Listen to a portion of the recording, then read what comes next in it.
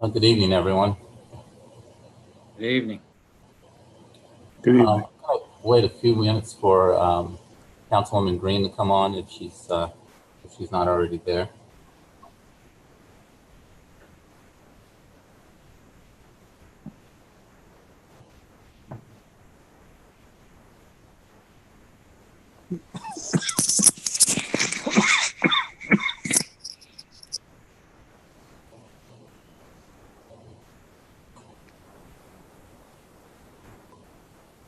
I don't see her yet.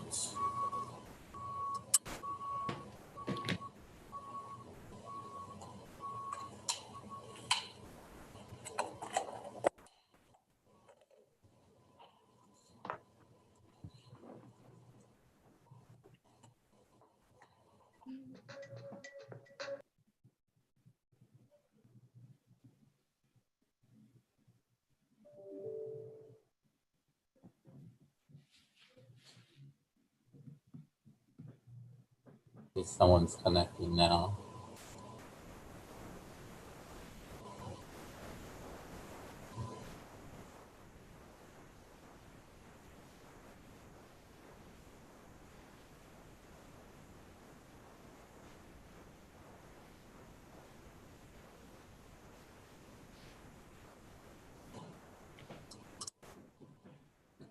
Mr. Burway?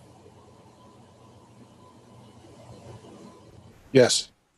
Given that Madam President is not feeling well this evening and Councilwoman Green is our Vice President, It seems like she hasn't logged on yet. Would it be okay if I start the meeting? It would probably be, I think it would fall to the next most senior member of council, which I believe would be Mr. Simpson, to run the meeting until the vice president is able to attend. Is that an old joke? Most senior? No, sir. I think we're about the same age.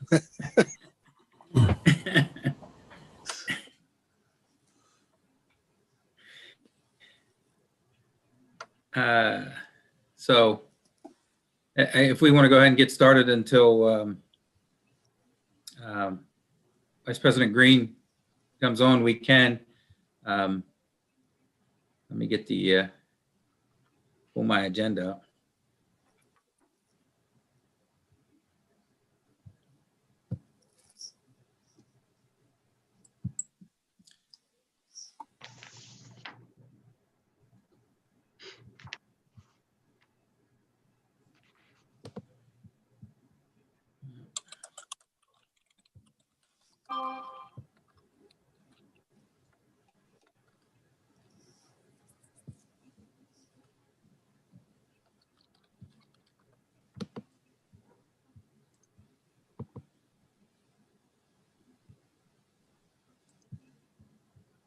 Now it's not going to let me pull up the agenda.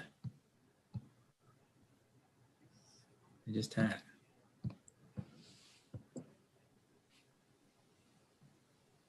All right, if we'd like to get started, if anybody would like to lead us in prayer? I would like to take a moment of silence. Okay. All right, we'll do that.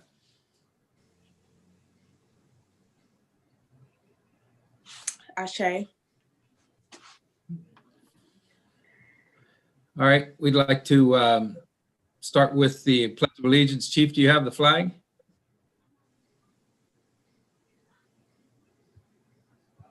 Yes, sir. Here we go. Start us off. Okay. Ready? I pledge allegiance Allegiance to to the the flag flag of the United States of America, and and to the republic for for which it stands, Stands. one nation, under under God, God, indivisible, indivisible, with liberty and justice for all. for all.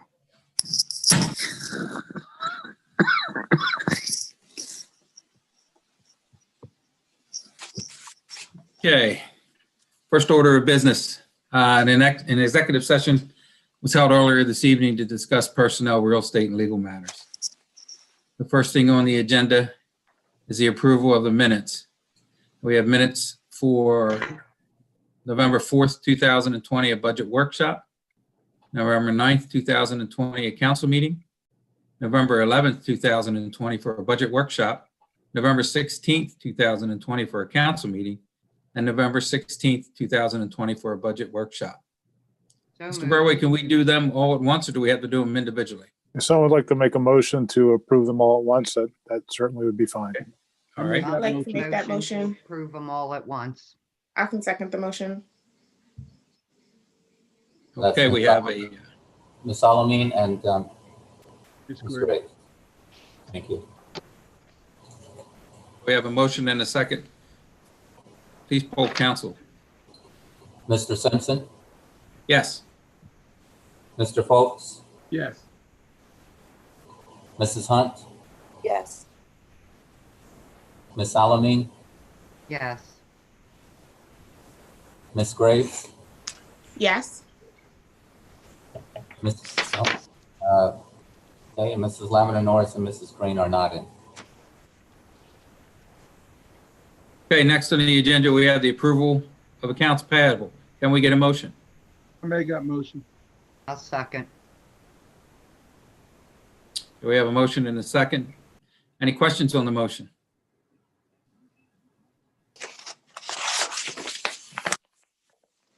Okay, Mr. Logan, please poll council. Ms. Graves, Yes. Ms. Alameen, Yes. Mrs. Hunt, Yes. Mr. Foltz, Yes.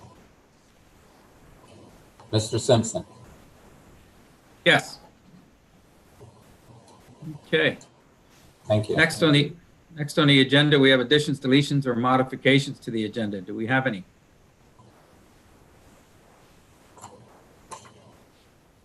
I do not see any. Okay. I guess the next thing on the agenda is presentations. I'm sorry, Mr. Simpson. I actually do have a discussion item to add to the agenda. There have been a few people from the vision impaired community asking about provisions for First Avenue to help them be able to cross the street easier, which First Avenue is hard to cross the street if you aren't vision impaired. So I don't know if, I know on Third Avenue we have like something that makes noise when you're free to cross. I don't know what those provisions are, but I would like to add that to discussion item. Okay. You're making a motion to add that to the discussion items? Yes, please. Okay. Do we have a second? I'll second. that. All right, we have a motion and a second. Are there any questions on the motion?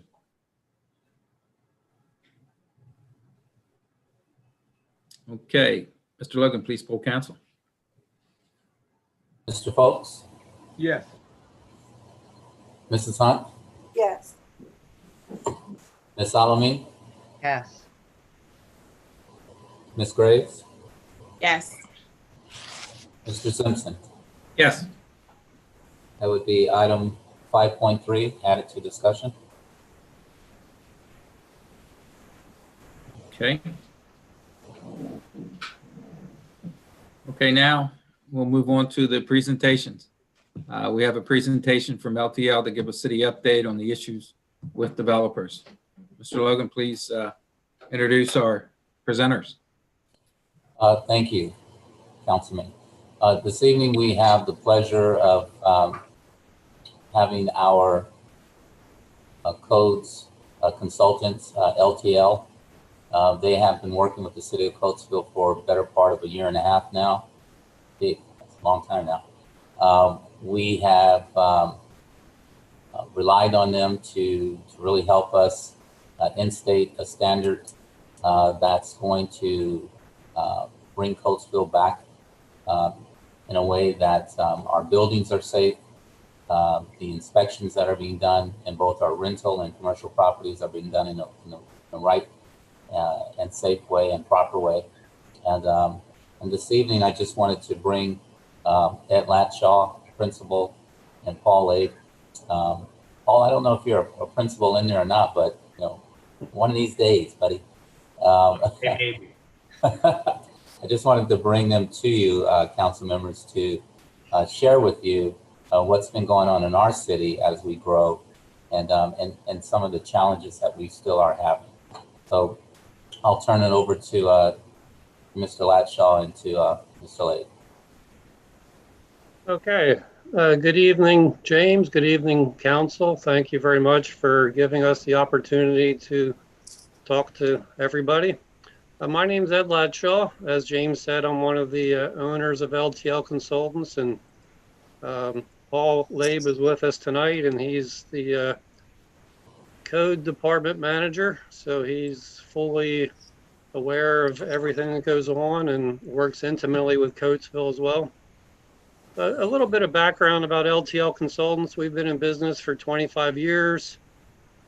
We are a municipal consulting firm. We don't work for developers. We only work for municipalities. That would be like cities such as yourself, boroughs, or townships. We have two business areas. We do code enforcement, which is, like James said, what we do for Coatesville. It's building inspections. We also do zoning officer work and a multitude of other codes that municipalities adopt. We also do engineering work. So that's municipal engineering, whether it's stormwater, roads, structures, and everything and anything. So for some of our clients, we do both of those disciplines. Others, we just do one, as we do in Coatesville.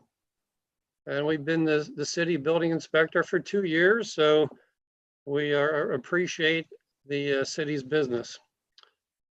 When we started with Coatesville, one of the first things that was shared with us is the goals for the city.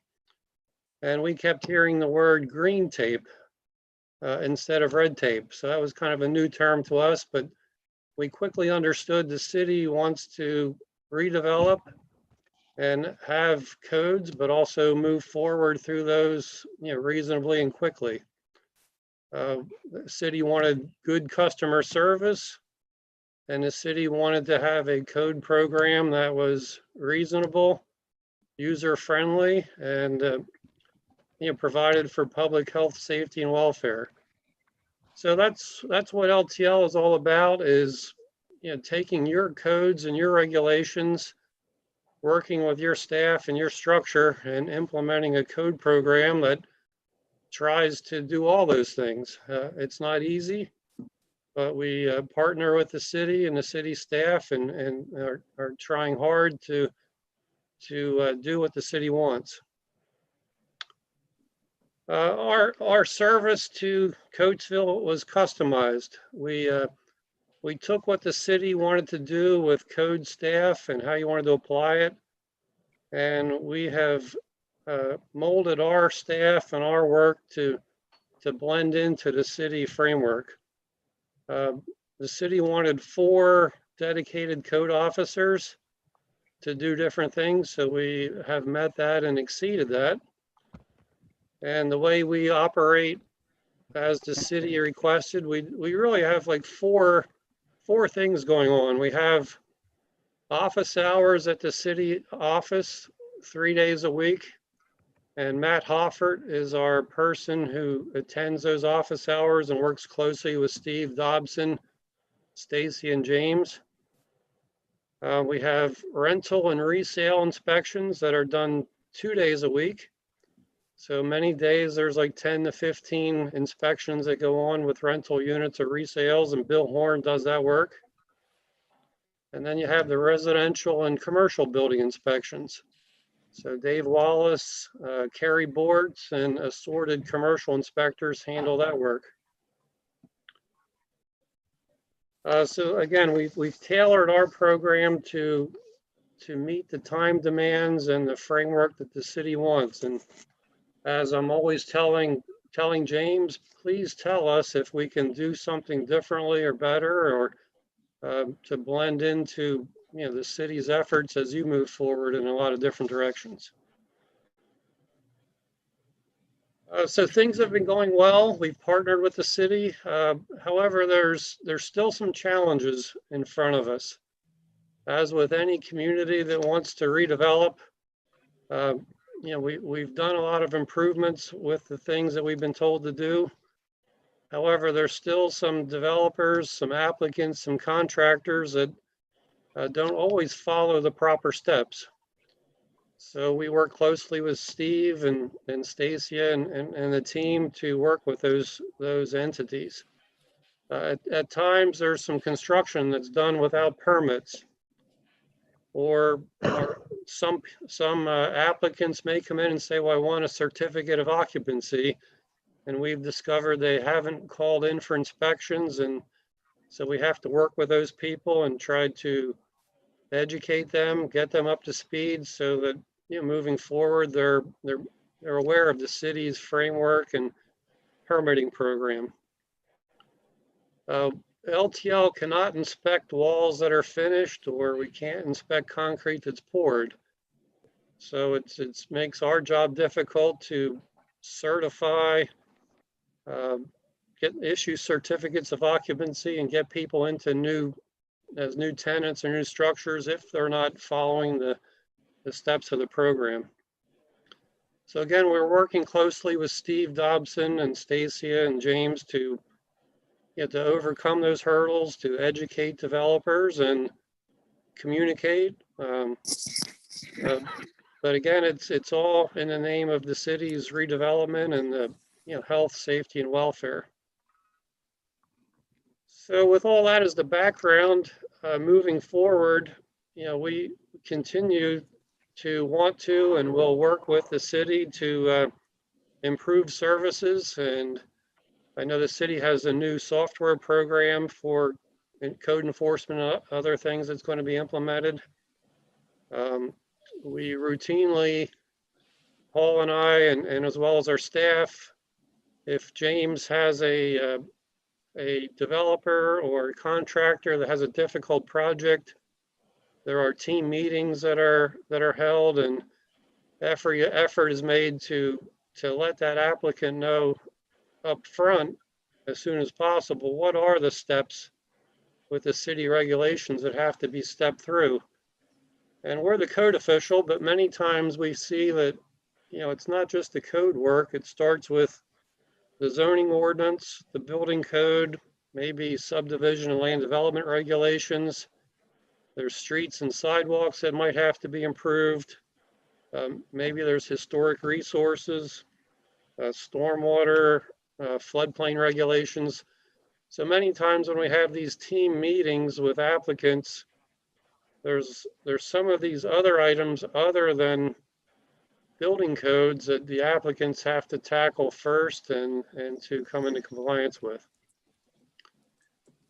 So without me rattling on too much more, I mean, that's a brief overview. We, you know, we appreciate the council's cooperation and James's leadership, as well as the council's leadership. And, you know, Paul has done a lot more of the detailed work than I have, so feel free to ask us questions or Paul, and, you know, and we'll go from there. Do any council member have any questions for Mr. Latshaw, Mr. Love? All right, Mr. Latshaw, thank you very much for the presentation. We appreciate what you're doing in the city, and Mr. Logan, and, you know, working with Mr. Logan and you know, our code staff. We appreciate everything. Well, thank you very much. Thank you. Thank you, guys. If you have anything, you know how to reach me. James, nice to see you this evening, and council, have a good evening. Yeah, thank you. Thank you. Thank you. Okay, next on the agenda is discussion items. First up is meeting minutes. Does anybody have any discussion items about the meeting minutes?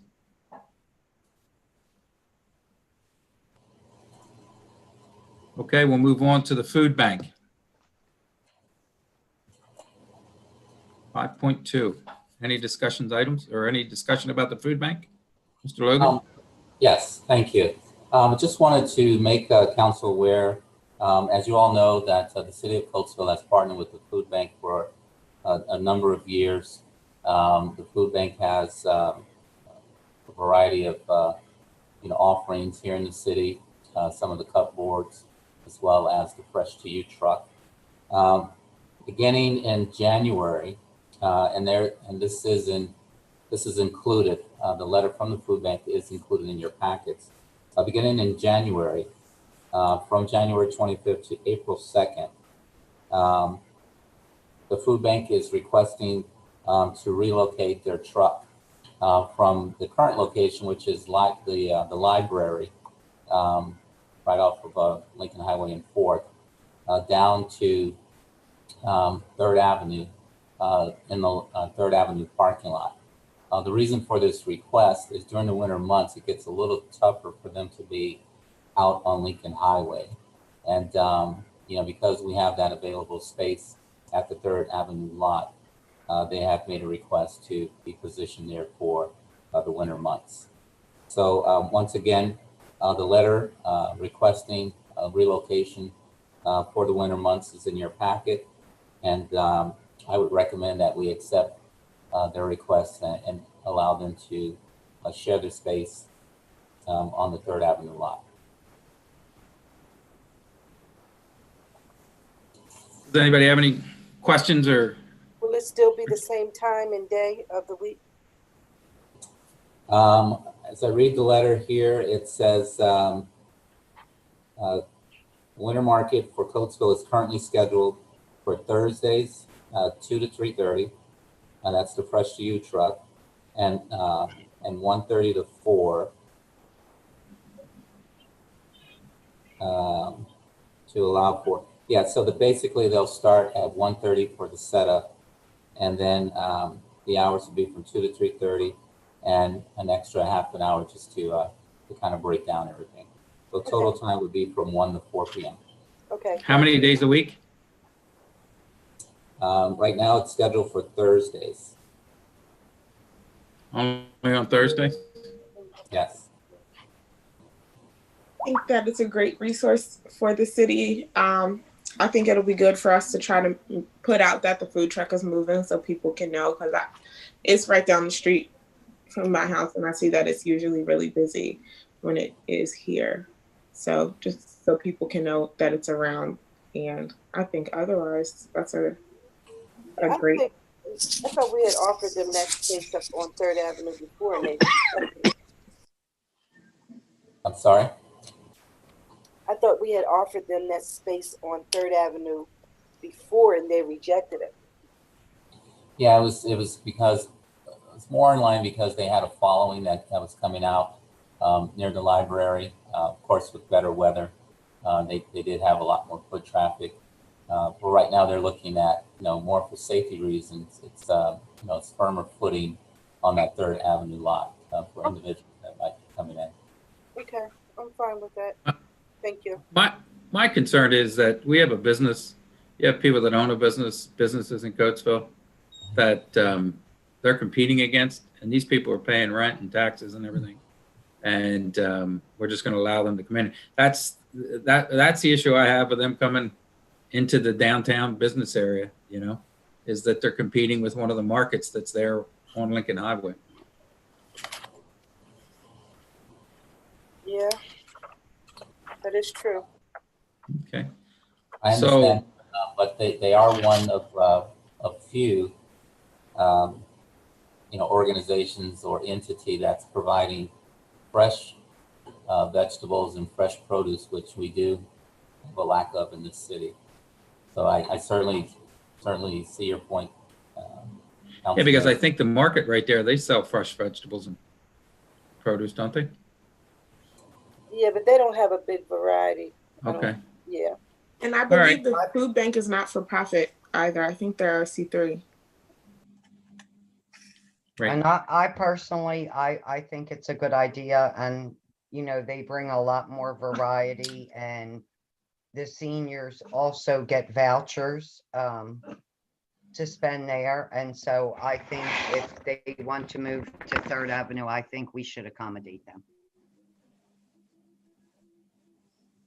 Oh, that's true. There is a lot of senior housing. There's the one across from the police station. There's the clock towers, and there's the other towers. They're all near 3rd Avenue. The towers, the clock, the Terrace, old Ashport fire Terrace. hall. You have the 2nd Avenue. Second That's Avenue, Second Avenue. and they are provided with a certain amount of vouchers, and a lot of those folks don't drive, and it's very hard for them to get healthy food. And so I think this is a well-needed program. Mm-hmm. Yeah, absolutely. Because there is a lot of, and also other people can walk easier down to 3rd Avenue than seniors can walk to the library in general. Okay. So I guess we can add that to a future meeting agenda, Mr. Logan? I'm sorry? We can add that to the agenda in a future meeting then? For us to vote on it? Well, I was hoping that council would approve it this evening. But that's why it's on the discussion item. We discuss it, and then in the next meeting, we vote on and approve things. That's what I thought that the reason for the discussion items. If you wanted to put it on as an agenda item, it should have been on as an agenda item. If you wanted us to vote on it. That's all I'm saying. Is it too late to move it to the regular action item? Or that should have been done earlier in the Well, we have time, so if we can do it tonight, that would be great. But Yeah, but they're not doing this till January, right? That is correct. Yeah, we have a couple more meetings, but we have a pretty heavy agenda today. I think we have a pretty good consensus of where we're going to go with it. So, Right. we can move it to the next meeting. Okay. December 14th. All right. Thank you. Okay, the next item is for discussion is the Councilwoman Graves has requested that we discuss the vision impaired traffic light at First Avenue. Ms. Graves? Yes. So I ran into a member of the vision impaired community, and on Third Avenue we have something that beeps to let folks who are vision impaired know that it's generally safe to cross the street. Of course, there's they can listen to see if a car is going to run the light or the off stuff that does happen. But First Avenue, because we're doing construction on First Avenue and have recently changed the way people cross the road there, it's been hard for this person to cross the street, and they are feeling pretty unsafe crossing on First Avenue, but they walk that way frequently. And so I was just concerned about what we can do to help. I don't know if it's installing another one of those things that make noise, or what we can do to help. And also 30 and 82, I know are state roads. So I just, Yes. Yeah. First Avenue is a state road, I believe, as well. I mean, that's a whole PennDOT project. Can we, Mr. Logan, we could reach out to PennDOT and find out, how do they plan to address this? Because if, Right. is that under the ADA Act, or what would that be? Well, yeah, and we can certainly do that. And I think that it's in the completion plan of 3082 realignment. Right now, because it is under construction, we are unable to install, those type of signals for the vision impaired. But certainly, and I'll double check with our civil engineering consultant. Those will be installed as the completion of 30 and 82 for next year. okay. And is there anything we can do temporarily to help while the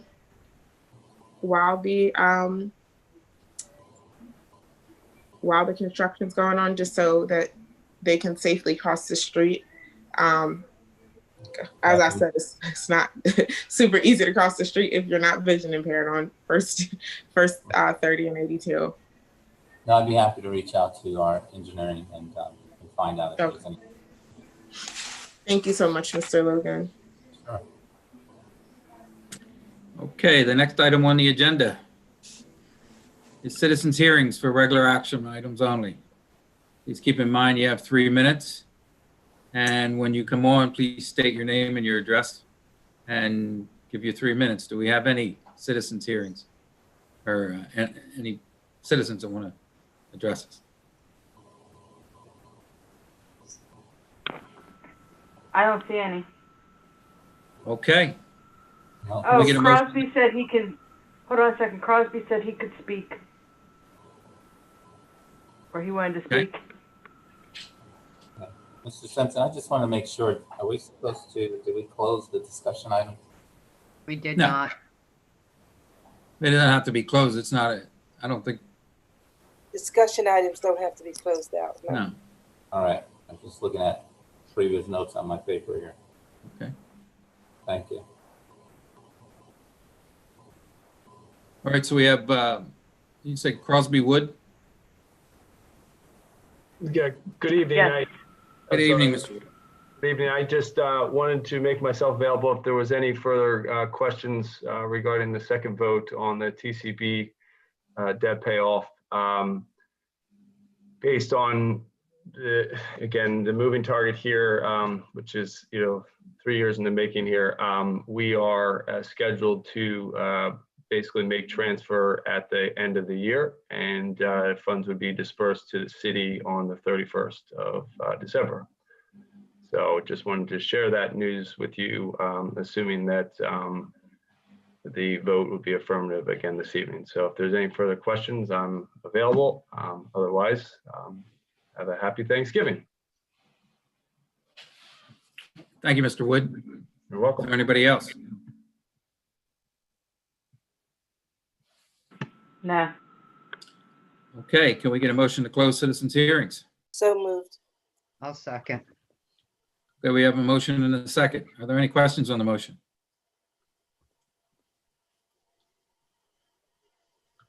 Mr. Logan, please poll council. Ms. Graves, Yes. Ms. Salamine, Yes. Mrs. Hunt, Yes. Mr. Folks, Yes. Mr. Simpson. Yes. Thank you. All right, the next item on the agenda is regular action items.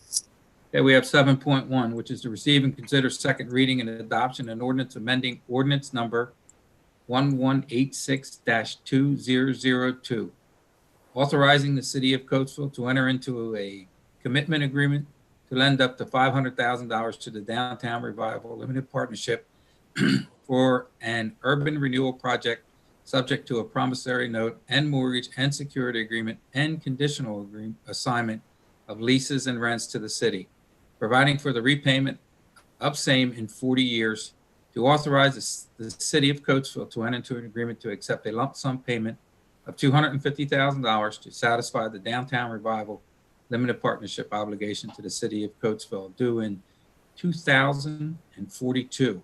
Mm. Do we have a motion? So moved. We have a second. I'll second the motion. Oh, I'm sorry. Thank you. Mr. Folks did. Oh, I didn't hear him. Yeah, Mrs. Hunt made the Mrs. Hunt was, motion. yeah, I and didn't hear Mr. Folks. I'm seconded. sorry. No, you're that. All right, Mr. Logan, sorry, are there any questions on the motion? I would just like to make a statement, just to be clear that the 250,000 will be paid at the time of settlement. Is that correct? Mrs. Hunt, this is Mr. Verway.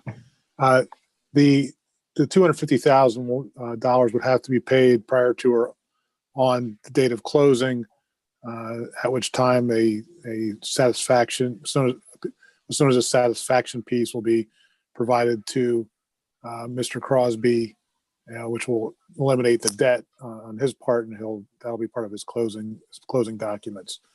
And that's all part of the terms of agreement that will be worked out and through by staff and with my assistance.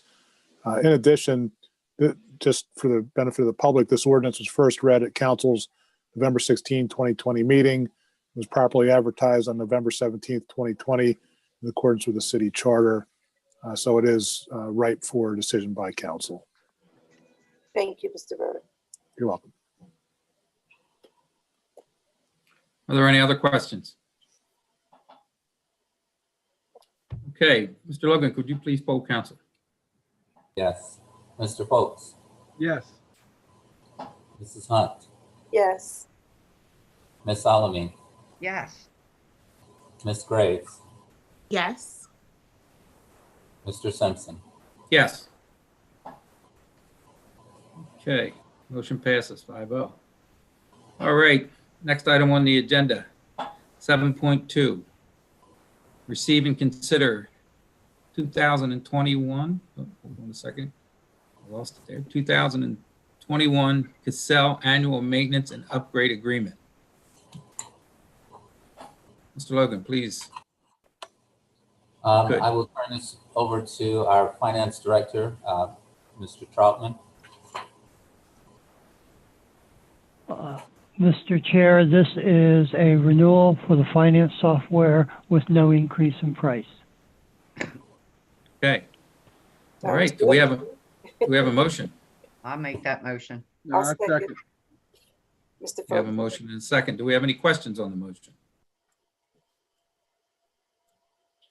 Are we happy with the software? Yes. Okay. Very. Okay. Are there any other questions? Mr. Logan, would you please poll council? Ms. Graves, Yes. Ms. Alamin, Yes. Mrs. Hunt, Yes. Mr. Foltz, Yes. Mr. Simpson.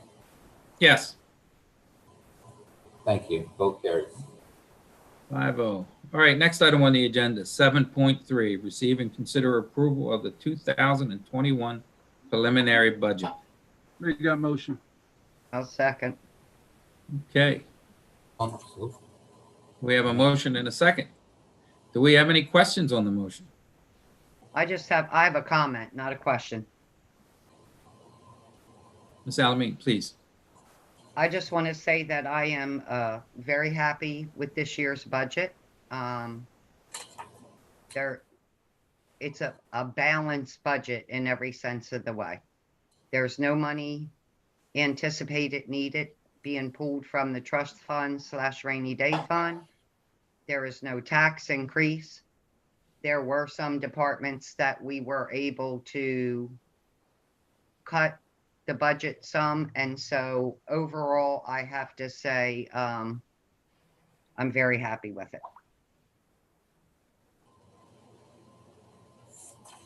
All right, are there any other questions or comments? All right, Mr. Logan, would you please poll council? Ms. Graves, No. Ms. Alamin, Yes. Mrs. Hunt, Yes. Mr. Foltz, Yes. Mr. Simpson. Yes. All right. Motion passes 4-1. Okay, next item, 7.4. Receive and consider to accept the Chester County Economic Development Study. Mr. Logan, could you give us a little update on that? Sure. I think in your packets, you may have a letter that I will be forwarding to the Planning Commission. This letter is part of the acceptance phase of the Vision Partnership Program, which the City of Coatesville, South Coatesville, and Valley all jointly participated in to identify revitalization opportunities and assets in our respective municipalities. It was a great effort that was brought together. Our project manager in this was Sunny Hunsinger from Second Century Alliance. She put in countless hours to coordinate meetings and follow-ups to ensure that this particular study will yield some great ideas, some recommendations to each of our municipalities on how to move forward with identifying commercial opportunities, residential opportunities, and to drive traffic to our communities as well. So this phase of it is a requirement that we adopt the final plan, and once the plan is adopted, the next step will just be the completion of the particular project, and then we go for, or I should say we move toward the implementation. So this is kind of a formality, if you will, to signify to the Planning Commission that we have adopted and accepted the plan. I actually sent this out to you all a couple of weeks ago. If you recall, it's in your packet. It provided you all with an overview of a lot of different areas throughout the three municipalities. The presenter, if you remember, Todd Poole, he also gave a wonderful presentation on the VPP program. So I hope you will accept and allow me to submit this letter to the Chester County Planning Commission. Okay. All right. Do we have a motion? So moved. Second. I'll second. All right, we have a motion and we have a second. Are there any questions on the motion? All right, well, comment would be that that Miss Hunsinger is really moving that Second Century Alliance, you know, moving it forward at breakneck speed. So we appreciate everything she's done. So, any other questions? Mr. Logan, please poll council. Thank you. Ms. Graves, Yes. Ms. Alamin, Yes. Mrs. Hunt, Yes. Mr. Folks, Yes. Mr. Simpson. Yes. Okay, motion passes. Yes, thank you. All right. Next item on the agenda, 7.5, receive and consider TMAC contribution. We have a motion. So moved. I didn't hear. Who made the motion? I did. I'll second. Thank you. Okay. Mr. Logan, if you could give us a little bio on Thank you. what the So request. the letter that's in your packet is from the TMAC Executive Director, Tim Phelps. Tim has been working with the City of Coatesville along with Craft Buses and SEPTA to provide transportation for our residents as far as up to Parksburg area, all the way into the Westchester Borough. Just like anything, there are expenses tied to transportation. TMAC is not, to say, insulated from any of the increases in those fees or maintenance. I mean, you pretty much name it. So, so this year, they have requested support from a number of municipalities, including Coatesville, and they are requesting a support in the amount of $5,000. This $5,000 would go toward their annual operating costs. If you look on the third paragraph, it shows you that they receive $929,000 a year from the Chester County Commissioners. Excuse me, $180,000 a year from the Chester County Commissioners, and some of their advertising on the buses covers some of the shortfalls, but it really isn't enough. So this is a small drop in the bucket, I would consider, in terms of supporting our transportation network here in the city of Coatesville. Just one additional comment is moving forward. We have already had a meeting with Tim Phelps. Councilperson Graves was on the call along with Councilwoman Green. And, you know, we really are trying to identify how to improve the service here in Coatesville. As we continue to grow, there's going to be a greater need for transportation. But right now, what it boils down to is ridership. And our ridership is not at the place where we can, let's say, for example, add another bus, but it's something to really consider. And we are going to be going back and looking at what those expenses would be if we added an additional bus to the routes here in Coatesville. So again, this is a letter of request for a donation of $5,000. And I hope council would take this under consideration and accept it. Okay, do we have any other questions or comments? Yeah, I have a comment. I think anything to support our transportation system is always going to be a good thing for us to continue to support the folks who rely on transportation to get around, for opportunities, for work. I think it's always good for us to support that. As Mr. Logan said, it is a small drop in the hat. And coming up, you know, after research is done and we look over things, I think at peak times, it'll be a great idea to consider to have an additional bus route too. And I think for a lot of the people who rely on the bus as their main method of transportation, as I do, having a bus come at every half hour will be changing, game changing for a lot of people who either go to work an hour and a half early because they have to catch the early bus, or if they miss a bus, are an hour late to work, or have to wait an hour in the cold for a bus coming home from work, or have to ride a crowded bus, especially in the time of COVID. So I know we're not voting on that right now, but I do think that that's a great idea to consider, and was very happy with the call we had with TMAC. But I do think it's a great idea to pay, some dues towards our public transportation. And I would hope the county will help us out and do the same if we do need an additional bus. Anybody else have any comments or questions? I would just like to add that I was also on that phone call, and the public transportation in Chester County,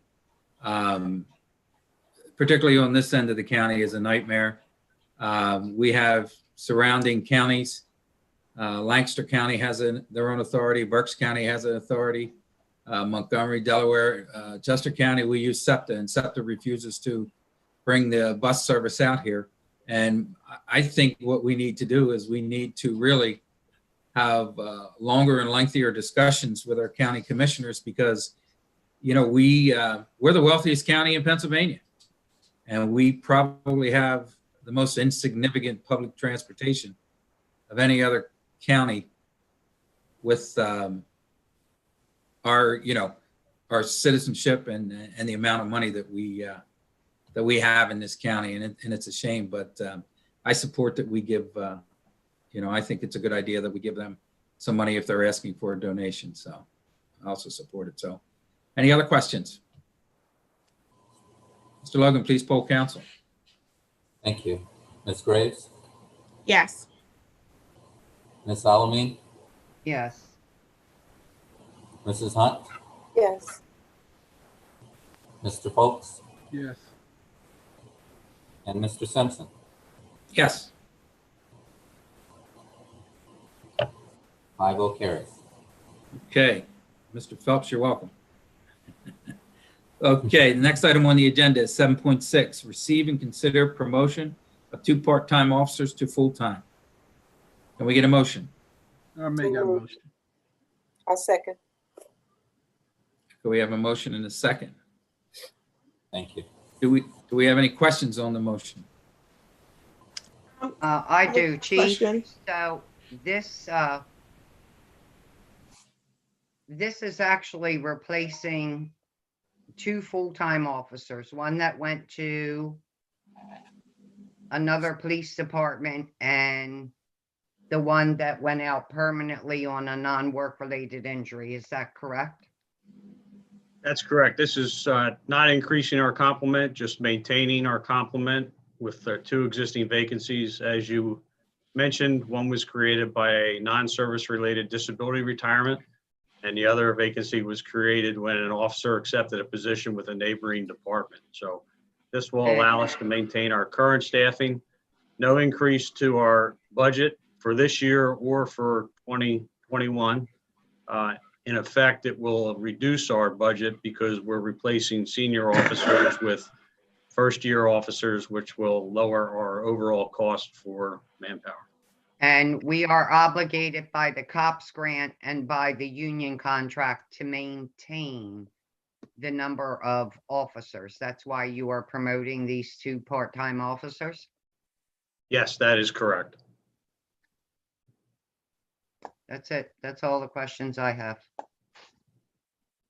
And I would just add that the 2 officers that we are recommending to be promoted tonight are Timothy M. Kemmerly, who was hired on March the 5th of 2019 as a part-time officer, and Alejandro Ortiz, who was hired on August the 6th, 2019 as a part-time officer. They both were hired through the civil service process, passed a rigorous background, have served well as part-time officers for the city. And polling, the way we make our recommendations for promotion from part-time to full-time, we sit down and discuss it with all of our supervisors. And both of these officers were unanimous recommendations to fill the two existing full-time vacancies.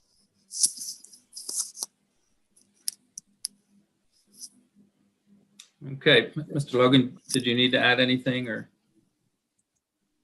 No, I think Chief said it nicely, and it is something that, again, we will satisfy our full complement of officers.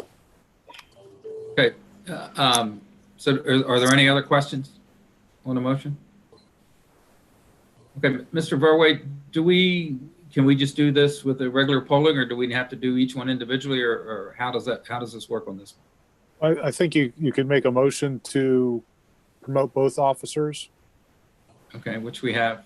All right, we have a second. Yep, and then vote on it. Okay. All right, well, we have a motion and we have a second. We've had questions on the motion, so Mr. Logan, if you could please poll council. Yes, thank you. Ms. Graves? No. Ms. Salamine? Yes. Mrs. Hunt? Yes. Mr. Foltz? Yes. Mr. Simpson? Yes. 4, 1 no, carries. Okay, next item on the agenda is reports. The first thing we have on here is our solicitor's report. Mr. Verway. Thank you, Mr. Simpson.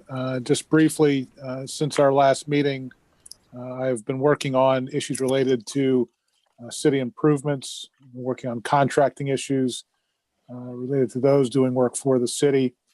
I've worked on addressing zoning issues with the city manager, and I worked on real estate tax issues on behalf of the city.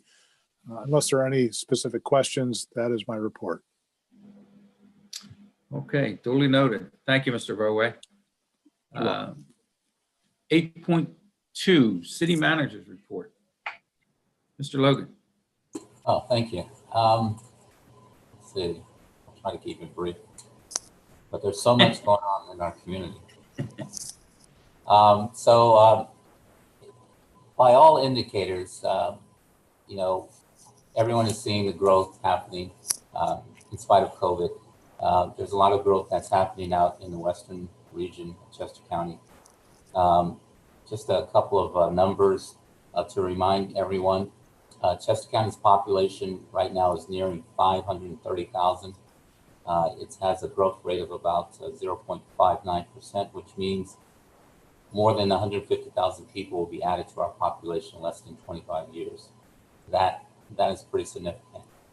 Most of that population is situated in the eastern section of the county, but the western region is poised and should get ready for a tremendous kind of a move in this direction. I've said it before, I'll continue to say it, a lot of things are going to be heading west. One of the things that is great for the city to be in the position of having is the Federal Opportunity Zone program. That program, or this program, has sparked and launched a number of projects throughout the city. The city has 4 qualified Opportunity Zone tracts, and some of the individuals that are you know, here or have landed here, launched here, just going to kind of give you a quick rundown of who they are. Many of you have heard about the 190 project on West Lincoln Highway. Sue Springsteen is the managing partner and co-founder of End Solutions. She has basically, you know, kicked off the Opportunity Zone, if you will, with the launch of her program, her company. It's a $5 million project. It's backed by Proudfoot Capital. And if you drive through Coatesville and head west and you look to the left, you'll see these huge concrete walls that are going up. And I think she's targeted for a Q1 completion, and we're rooting for her to make that deadline.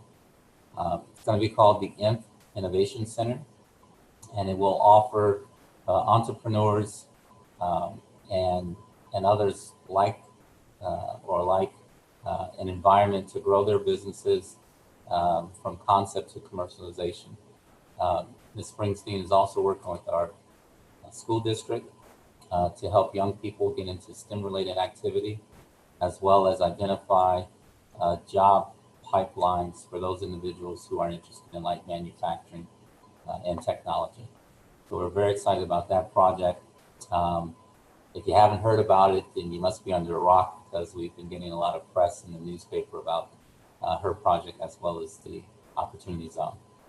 Another company that's come into Coatesville and has been doing some very positive work, both on the philanthropic side as well as development side, is Activated Capital.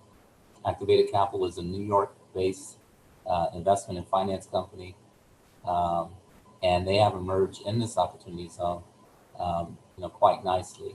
The Revival, which is on the West End, and Councilman Simpson's ward, they have come to the community with a myriad of, I should say, a mosaic of plays and theater and arts, both for young people and adults to enjoy.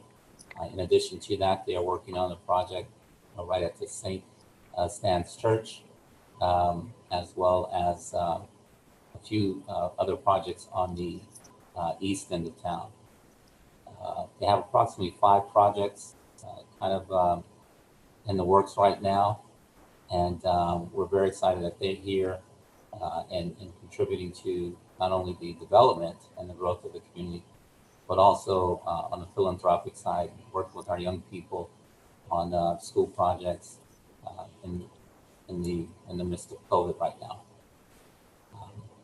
We also have a Philadelphia investor who is not really part of the Opportunity Zone scene, but he has pioneered his own brand of development here in Coatesville. His name is Mark Sherman. Some of you may know him.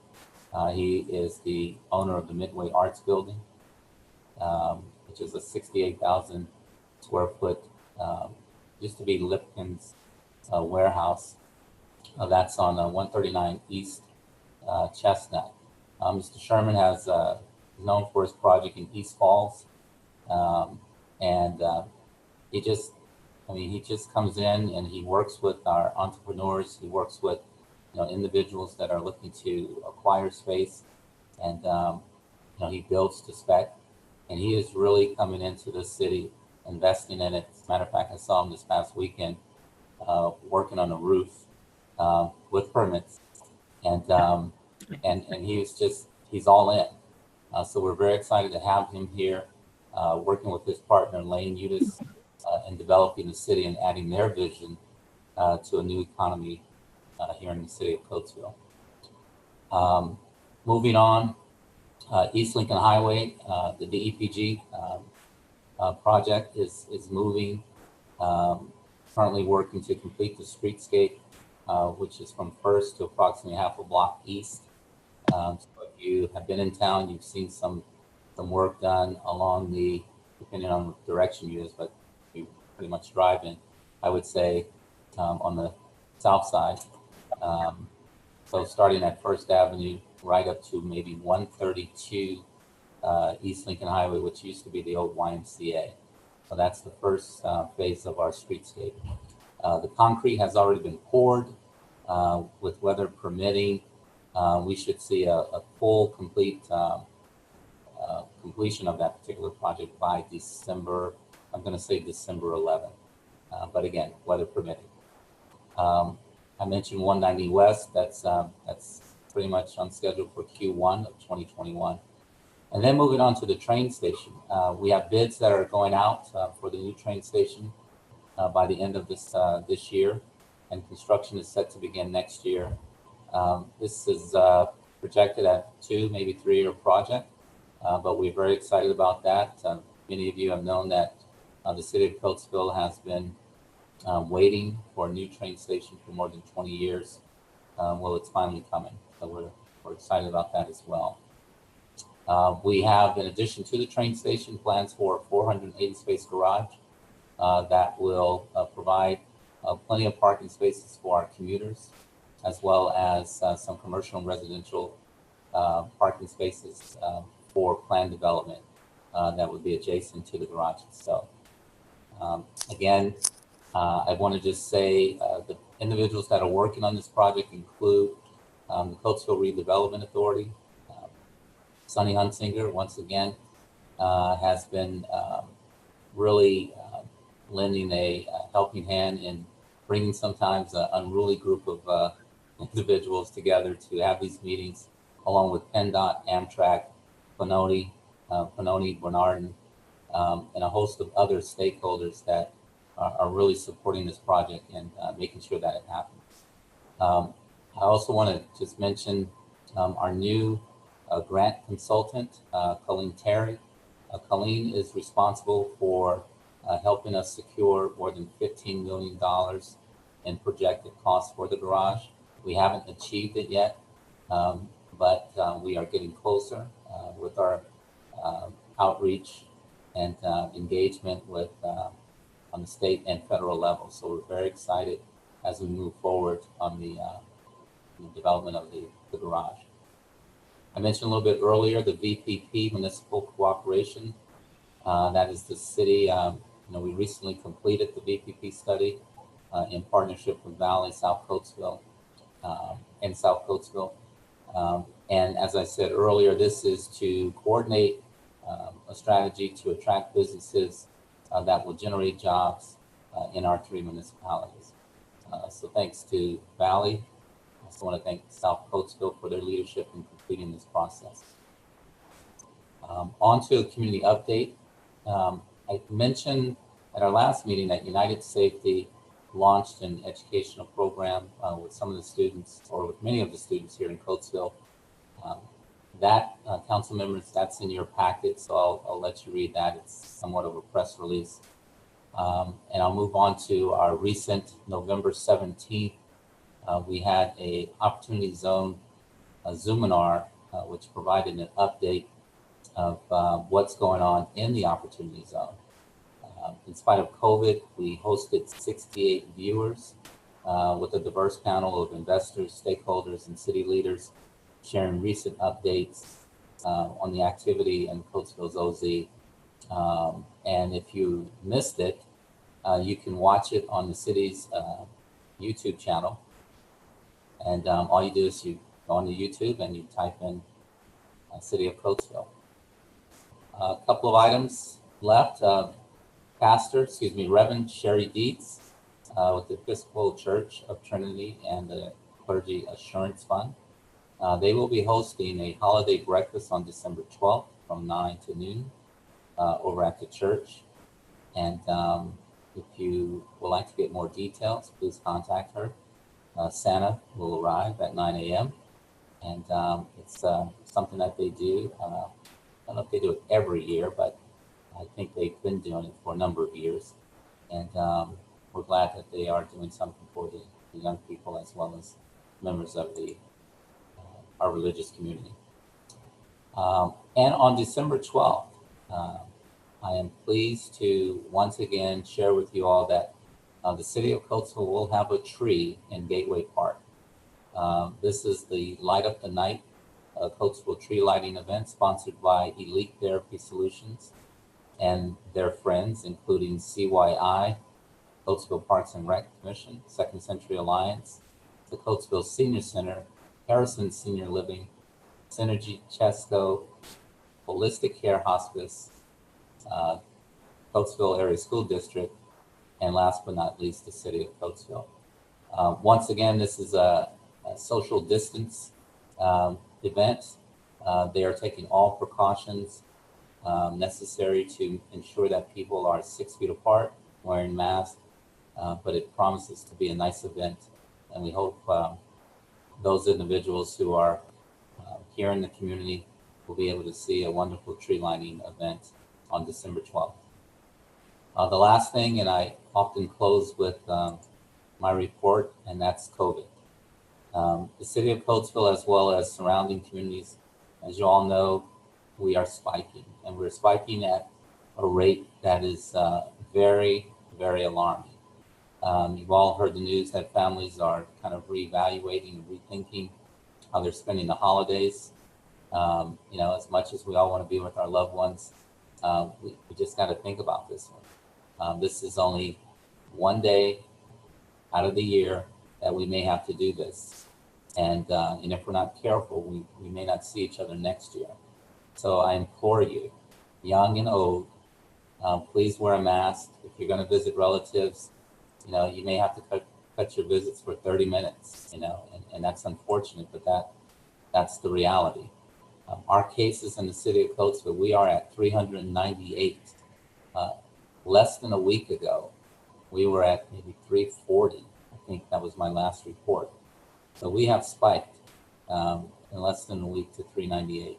So please, if you can, wear a mask. I know you don't like to, but it saves lives. It reduces the risk, and it keeps us all around so we can see each other next year.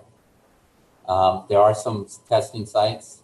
Unfortunately, the testing site here in Coatesville has closed. I hope it's just a temporary close. But now all of the sites for the rest of this week are at the Government Service Building.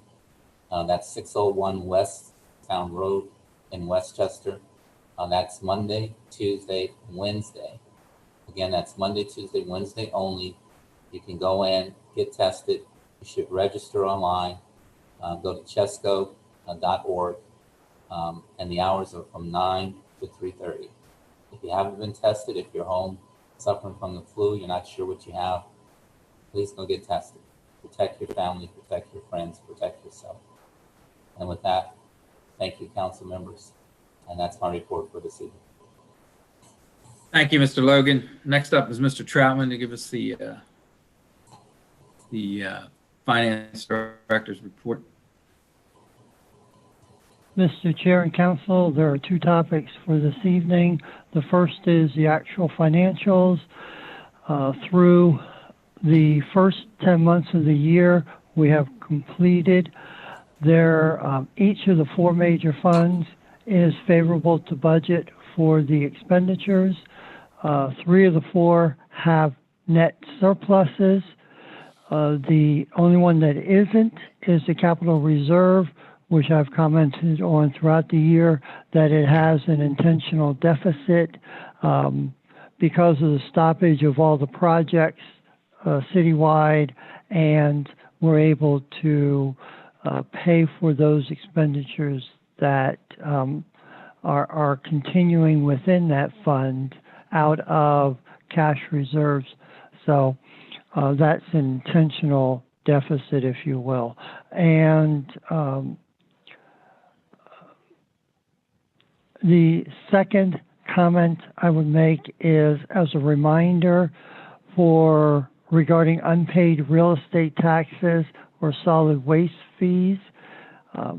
Any of them that are not paid by December 31 will roll over and become delinquent on January 1.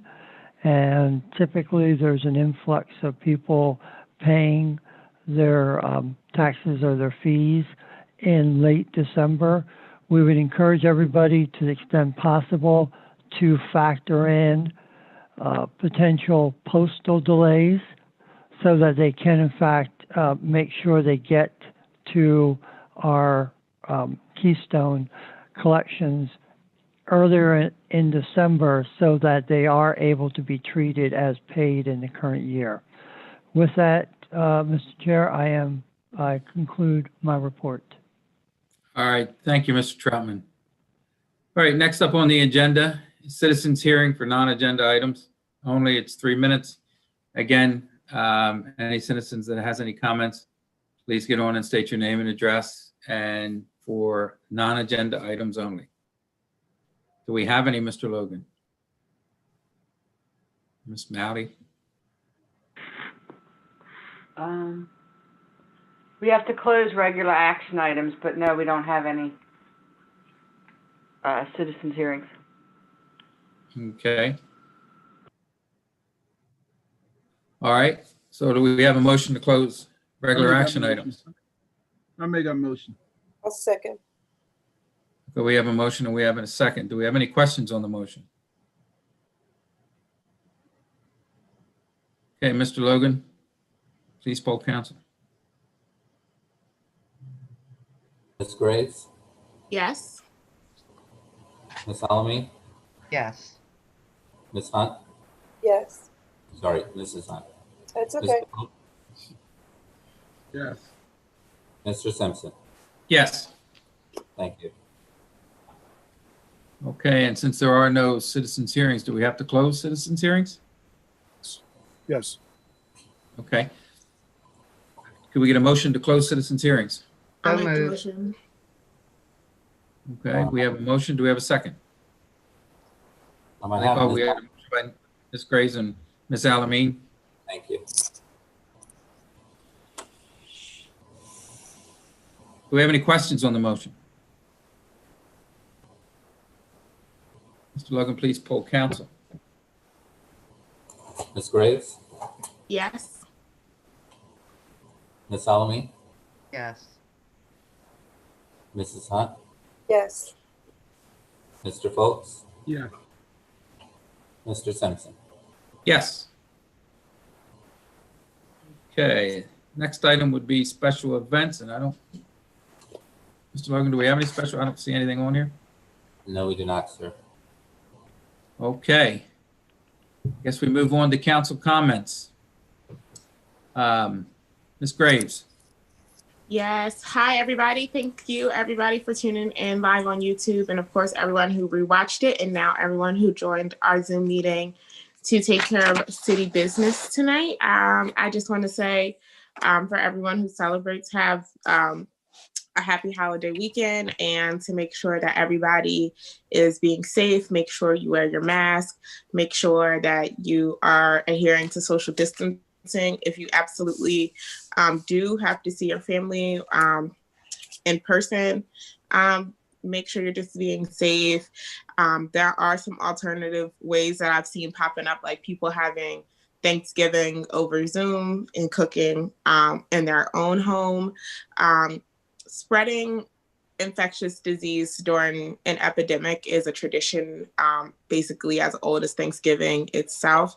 And I think it's a tradition that we should leave in the 17th century, quite frankly, because since then we've learned more about how disease is spread, and we are in the middle of a global pandemic. So I would just implore everyone to be careful, because it's going to be a nationwide super spreader event. So if you do go out and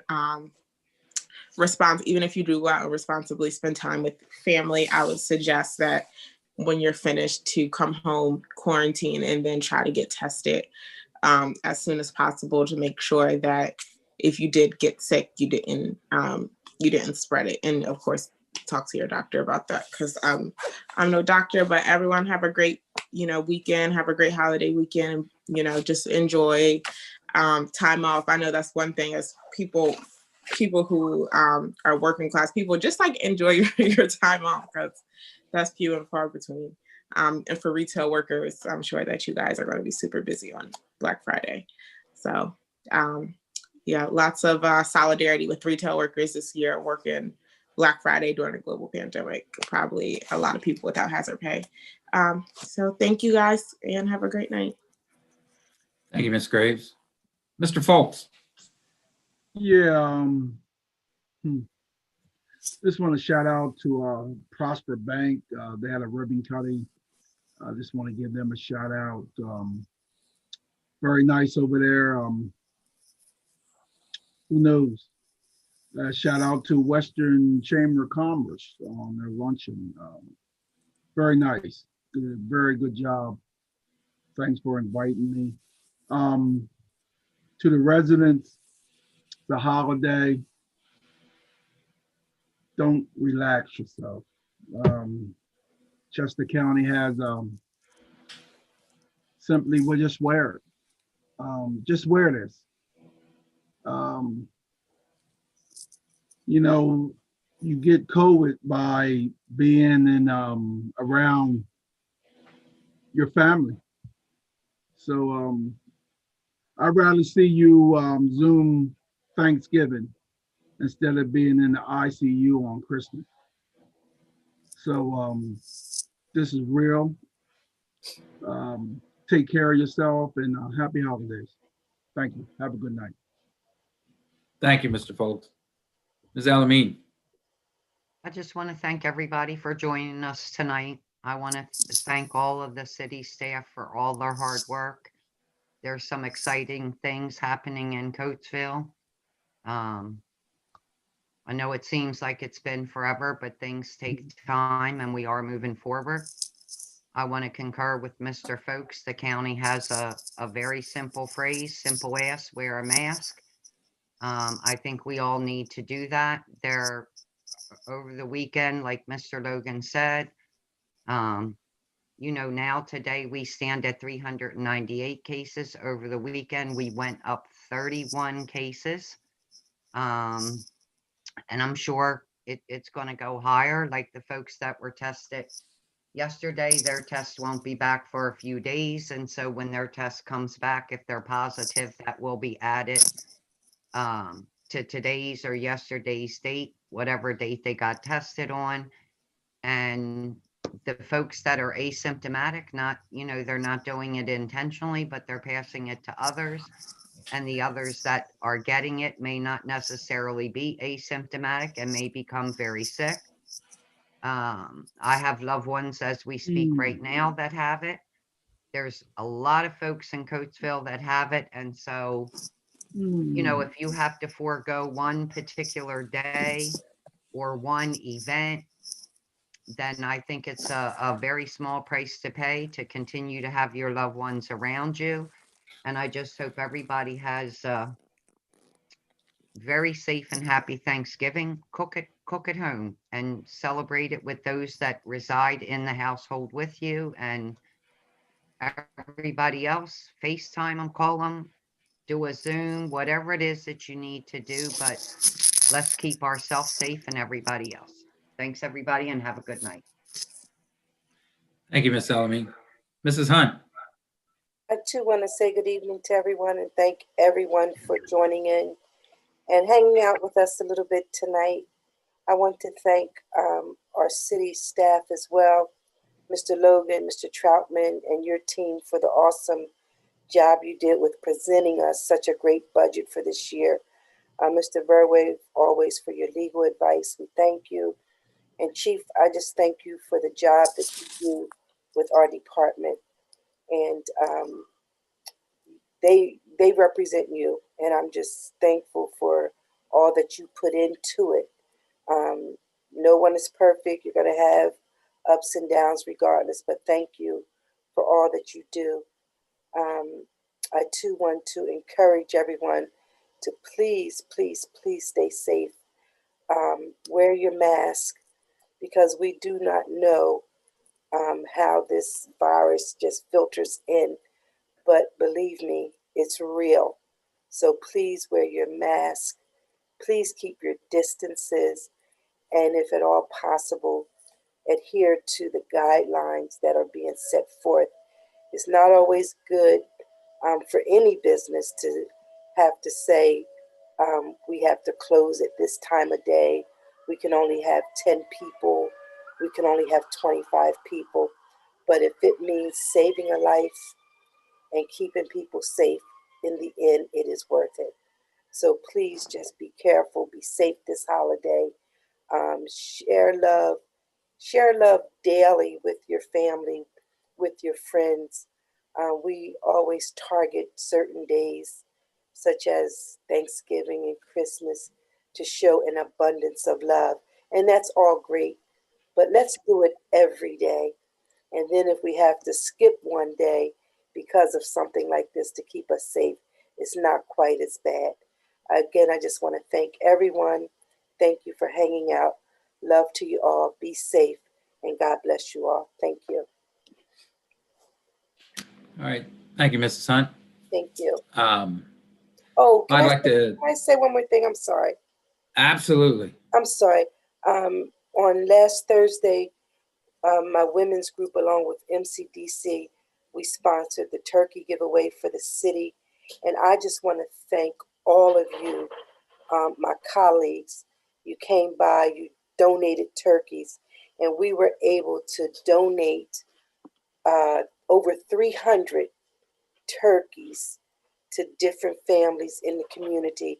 And it's because of, I put the plea out but you responded. And we thank you so much for all that you've done to help families. And then today I came in and here someone had dropped the whole turkey meal, a big giant turkey and all the trimmings off for me and my family. And it was just wonderful. You know, people it's just nice to be nice. And so I don't even know who did it because there was no name on it, but whoever did it, if you're listening tonight, thank you so much. God bless you. Have a good evening. Thank you, Mrs. Hunt. Thank you. I'd like to thank everybody for tuning in, whether it's YouTube or Zoom. You know, it's that time of year again with the budget, and you know, this is the first time in I don't know how many years. I can tell you that the 17 years I've been on council, this is one of the easiest and most informative budget process that I've gone through. And I want to thank our staff for putting all this together. It was a collaborative effort between every department.